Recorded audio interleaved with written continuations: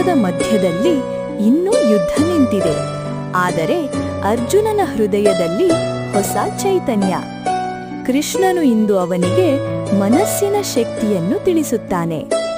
ಕೃಷ್ಣನು ಹೇಳುತ್ತಾನೆ, ಅರ್ಜುನ, ಮನಸ್ಸು ಎಲ್ಲಕ್ಕಿಂತ ಬಲವಾದದ್ದು. ಆದರೆ ಅದನ್ನೇ ನಿನ್ನ ಶತ್ರು ಕೂಡ ಮಾಡಿಕೊಳ್ಳಬಹುದು. ಅದನ್ನು ನಿಯಂತ್ರಿಸಿದರೆ ಅದು ನಿನ್ನ ದೊಡ್ಡ ಮಿತ್ರವಾಗುತ್ತದೆ.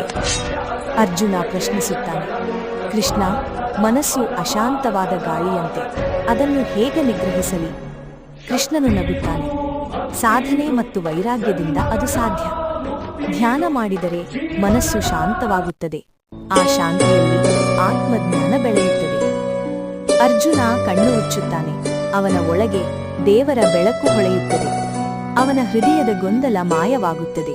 ಕೇವಲ ಶಾಂತಿ, ನಂಬಿಕೆ ಮತ್ತು ಭಕ್ತಿ ಉಳಿಯುತ್ತದೆ.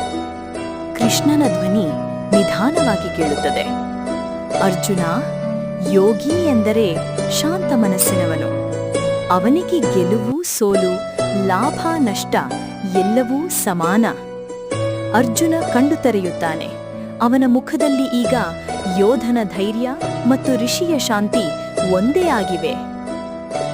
ಇದರಿಂದ ನಾವು ಕಲಿಯಬೇಕಾಗಿದ್ದು, ಧ್ಯಾನದಿಂದ ಮನಸ್ಸು ಶಾಂತವಾಗುತ್ತದೆ, ಶಾಂತಿಯಿಂದ ಜ್ಞಾನ ಬರುತ್ತದೆ, ಜ್ಞಾನದಿಂದ ಮೋಕ್ಷ ಸಿಗುತ್ತದೆ.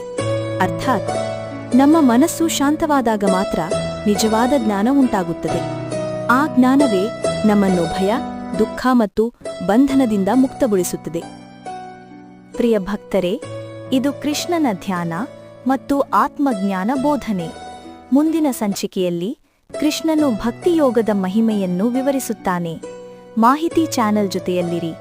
ದಿವ್ಯ ಮಹಾಭಾರತ ಪಯಣ ಮುಂದುವರಿಯುತ್ತದೆ.